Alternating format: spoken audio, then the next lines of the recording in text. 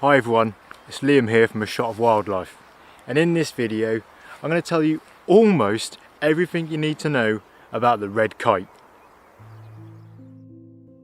In recent years, conservation success stories in the UK have been few and far between, but red kites definitely belong on that list.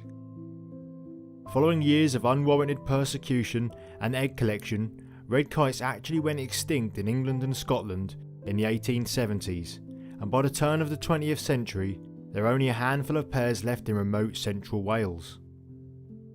However, following increased legal protection and the release of 6 birds from Wales and 82 birds from Spain into a region of central England, red kite numbers have soared over the past 30 years. There are now thought to be as many as 6,000 pairs in Britain. They have also been reintroduced to Northern Ireland, where the numbers are rising, but there are still less than 100 pairs. Red kites are large birds with a wingspan of around 5 feet and grow into weights of up to 2.5 pounds. That's 152 centimetres and 1.1 kilos. Their wings have a white band and 5 black finger-like feathers protruding from each end. They also have hazel shoulders and chests. They have silvery grey heads with a small yellow hooked beak, and their most noticeable feature is their forked tail. If you get to see this from above or behind, it has a reddy brown colour. Red kites are a mainly lowland species, relying on a mixed habitat with open farmland, valleys or wetland for finding food, and mature broadleaf woodland for nesting and roosting. Their diet is mainly made up of carrion and roadkill. They are not well equipped to tackle larger living prey, but they do sometimes take young and small birds and rodents. They'll also eat invertebrates such as beetles and worms, especially during the springtime. In some places where red kite numbers are high, there are feeding stations that have been set up where people can pay to see hundreds, if not thousands, of the birds swooping down for food supplied by landowners. Red kites reach sexual maturity at between 2 and 4 years of age. At this point, they'll begin to pair up and will construct up to 5 twig platform nests high in forks of deciduous trees within their territory. In April, the female will select one of these nests to lay her eggs in, and in the days before laying, both birds decorate this nest with wool, leaves, and sometimes even litter or cloves.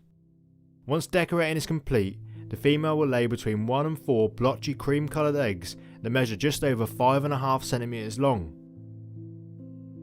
Incubation starts with the first egg, and as it takes a few days for them all to be laid, the chicks will also hatch out at intervals. This happens 31 to 32 days later when the white, down-covered chicks emerge. For the first 2 weeks, the female stays with the young chicks whilst the male brings food for her and for the growing youngsters.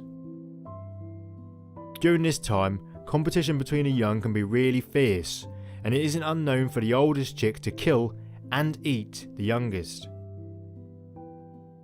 After 2 weeks, the mother joins the father in bringing the chicks food, and from 45 days of age, the young birds begin to branch out from the nest. After 50 to 70 days, the young are ready to fully fledge, and then they spend a further 15 to 20 days in the area of the nest being fed and taught by their parents.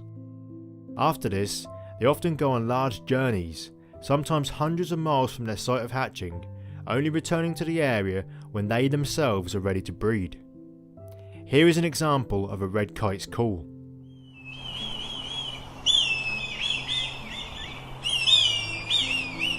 Outside of the UK, red kites are also found across Central Europe, particularly France, Germany, Spain and Italy, and they are also resident in a small part of Morocco.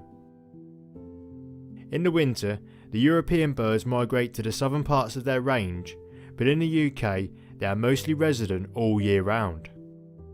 Red kites have an average life expectancy, if they make it to the point of fledging, of around 10 years, although the oldest known wild bird made it to 26 years of age.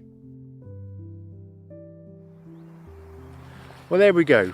If you learned something new, check out this British wildlife video, and if you enjoy that, subscribe for more. Thanks for watching, and I'll see you next time.